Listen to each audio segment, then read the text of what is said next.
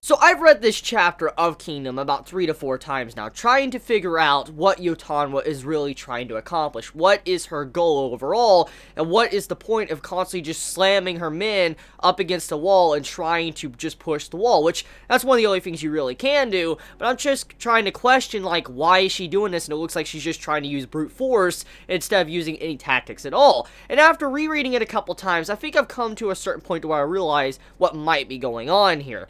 Number one, let's look at the start of the chapter. We have a group of the Mountain Tribe men actually charge to the gate of the fortress. And when they actually charge, they actually manage to get there before the gate is almost completely down. They almost managed to make it inside. If they were maybe about 5 to 10 seconds a little bit faster, they might have been able to make it in through the gate and also been able to open up the gate, and then the siege would have been successful right then and there. So we need to think about it from that perspective. When Yotanwa told her men to charge like that towards the gate, if they would have succeeded, that would have been an instant victory right then and there. Because if they would have got in there, we know how the Mountain Tribe are. They're very savage, they're brutal, and when they get their hands on you, they're gonna rip you a fucking apart. And we've seen this time and time again throughout Kingdom. And so we gotta remember, if that would have been successful, that would have been like GG to the entire fortress, but sadly, it did not work like that. War is not that easy. However, if it would have worked, that would have definitely been something that would have been crazy.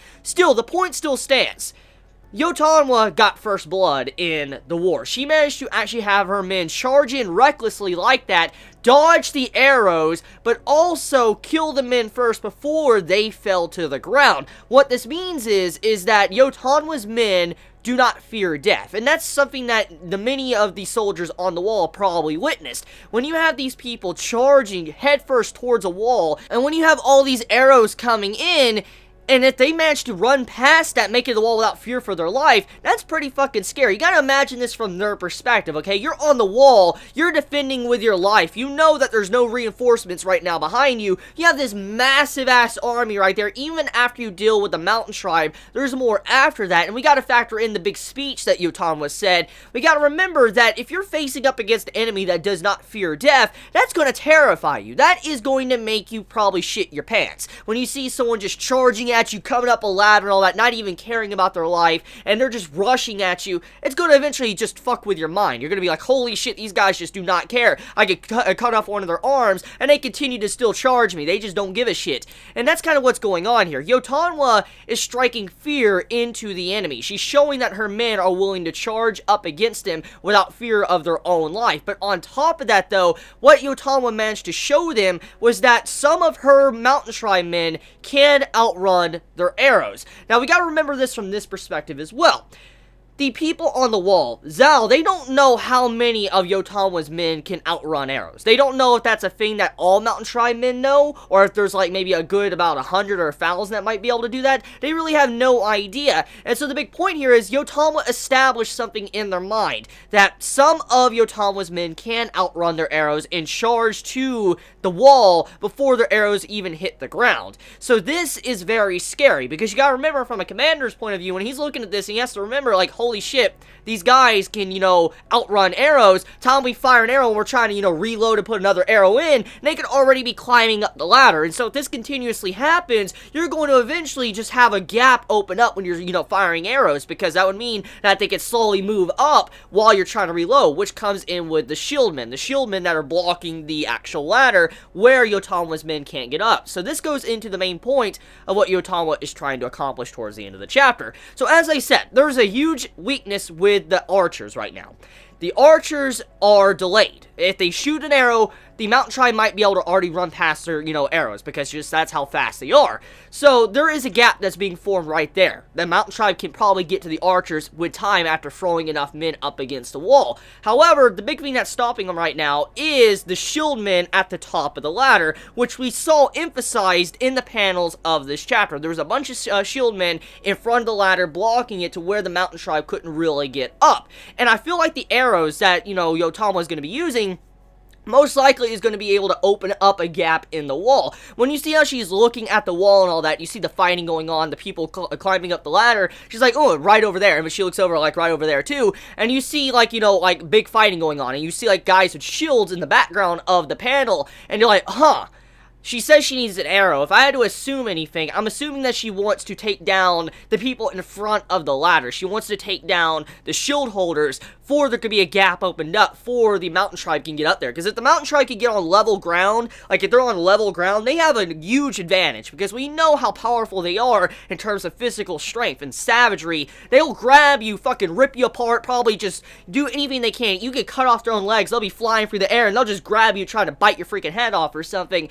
The mountain tribe are just that crazy. They can do shit like that. And so if they can get up there and make some type of foothold, that is when things will be going into the advantage of Yotanwa's army. So I feel like right now the reason why archers are being needed is because to open up a gap at the top of the ladders. Now there is another thing that could be going on there as well. Another thing could be the commanders. Now we gotta remember there is commanders on the wall. We remember the Battle of Sai. If we remember the Battle of Sai, there was a commander on each side of the wall. Guarding north, east, south, and west, we remember that was a big thing about the Sai arc, each commander on the side of the wall. And we gotta remember, since there's probably a lot more men here, there's probably about maybe 2, maybe 3 commanders on one side of the wall, kind of commanding a different portion of it. And so this would mean that maybe Yotanwa was figuring out where the commanders are on the wall, and now she finally has figured it out, so she's gonna be letting the archers taking out the commanders, for then there could be like disorder amongst the ranks on the wall. They'll not know what to do, and then the mountain tribe can push up and take over the top of the wall. One or the other most likely is gonna happen. Either the archers are taking down commanders,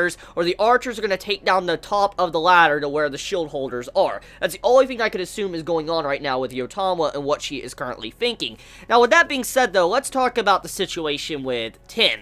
So, Tin in this chapter, she's kind of like the voice of reason, or she's kind of saying, like, what the fuck are you doing? Like, this doesn't make any sense. And this isn't the first time that Tin's character has been shown in this way. When things don't make any sense, or things go against the logic of, you know, warfare, she usually questions things and acts like it's completely crazy. That's something that's been shown constantly with Tin's character, and overall, it's kind of like the voice of the reader of the series seeing these scenes. When Tin is speaking, it's kind of like us, what we're thinking, like, why are you doing this? Why are you just rushing in and, you know, just sacrificing your men, throwing them up against the wall? Like, what the fuck you doing? When Tin is saying stuff like this in the chapter, it's kind of like us as the reader thinking this type of stuff. And so the way this is being written is that Tin is the audience and she is like the reader, and she's just saying what we want to say to Yotanwa, like, why are you doing this? And Yotanwa is initiating her plan. So I like that little aspect of this chapter.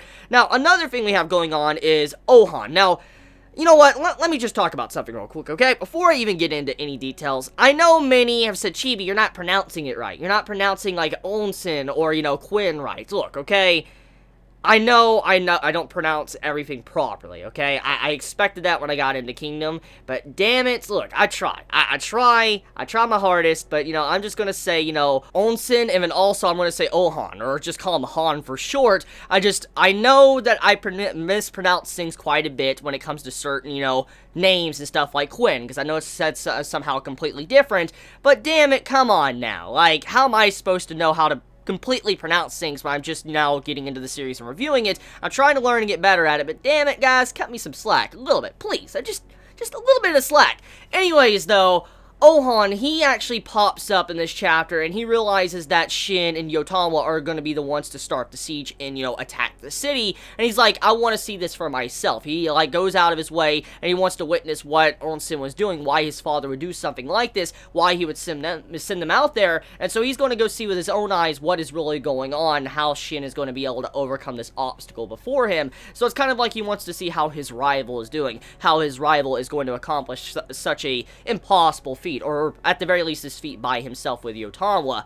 So yeah, chapter overall, it was a decent chapter. I really enjoyed the chapter. I can't wait to see what's going to happen next, to see how Yotanwa is going to accomplish, you know, getting over this wall and actually being able to open up the gate. Is, you know, my theory true, or about the archers being used to take down the shield holders or commanders? We'll have to see where that goes, but let me know your thoughts in the comments below. You all have a wonderful day or night wherever you live. Please be safe. Chibi out.